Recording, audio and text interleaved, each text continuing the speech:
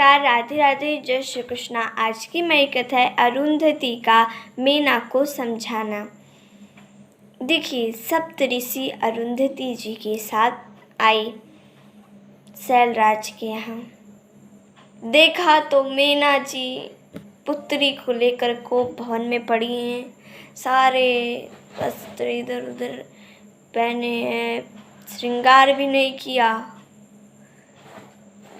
जहाँ बड़े बड़े सिंहासनों पर सोया जाता है, वहाँ पर वे भूमि पर लेटी हुई। कोप अर्थात कहते नहीं, मुझे कोप लगा है, गुस्सा। जब कोई गुस्सा आ जाता है, जिसको गुस्सा आ जाता है, तो वो अपना गुस्सा जताने के लिए जाके कोप भवन में पहले बैठ जाता था। मीना जी भी यही करी, पार्वती जी के साथ जाकर बैठ गई। सप्तऋषि आए समझाने के लिए अरुंधति जी को लेकर, और शैलराज हिमवान सप्तऋषियों का बहुत आदर करते हैं, उनका स्वागत करते हैं और कहते हैं कि हे सप्तऋषियों, आप लोग आए, मैं बहुत प्रसन्न हुआ। उनके पूर्वज लगे,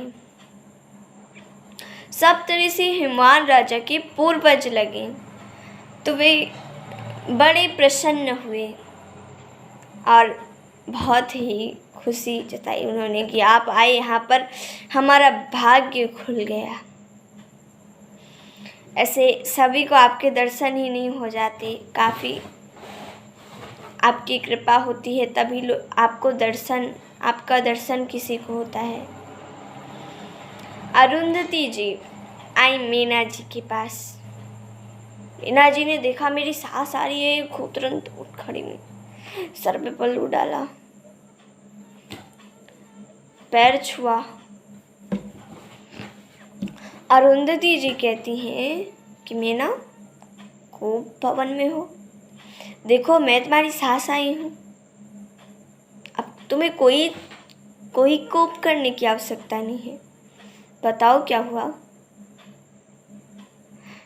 मीना, मैं समझती हूँ, सारा बात मुझे पता है, मैं इसीलिए आई हूँ। कहती है मीना, तुम काहे कोप करती हो? कौन बता दिया शिव जी अच्छे नहीं है? शिव जी कौन बता दिया? शिव जी न ऐसे मुंडों की माला लेकर चलते, गले में सर्प होता है, ऊपर जटा बड़ी बड़ी होती, कौन कहता है? मीना, सारी बात समझ लिया करो, तभी बोला करो।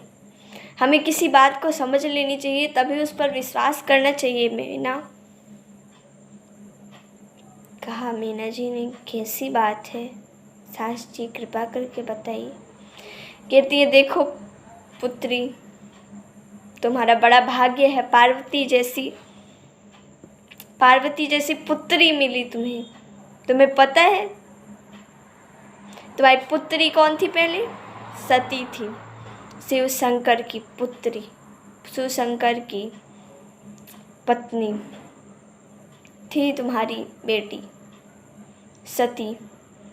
दक्ष राजा के यहाँ, दक्ष प्रजापति के यहाँ पैदा हुई थी, बैलों में पली थी। शिव शंकर के साथ विवाह हुआ, पिता के तानों में पति को देते हुए तानों को सुनकर वो अग्नि में भस्म हो गई। पता है तुम्हें? तुम्हारी पुत्री ही थी वो। मुंड की माला पहनते हैं, किसी और के नहीं, तुम्हारी पुत्री के ही मुंड के माला है। तुम्हारी पुत्री ने इतनी बार जन्म लिया, इतनी बार मृत्यु हुई, इतनी मुंड उसके धारण किए शिव शंकर। सर्प, अरे सर्प को उन्होंने अपने शरण में लिया है। ऐसे राखी लगाते, राखी नहीं है वो, वह सती के जब भस्म हुई थी यज्ञ में, उसकी राख है वो अपने सारे बदन में लगाते हैं। पता है क्यों चिंता करती है? तुम्हारी पुत्री शिव शंकर की है और रहेगी। यही बात वशिष्ठ जी भी हिमवान राजा को बताते हैं। मीना जी बड़ी प्रसन्न हो जाती हैं, कहती अब मैं क्या करूं? को भवन से बाहर आ जाती हैं और पूछते हैं हिमवान कि अब मैं क्या करूं, आप ही बताइए। अब क्या बताते हैं सप्तऋषि, इसकी कथा हम कल सुनेंगे। तब तक के लिए धन्यवाद। राधे राधे, जय श्री कृष्ण।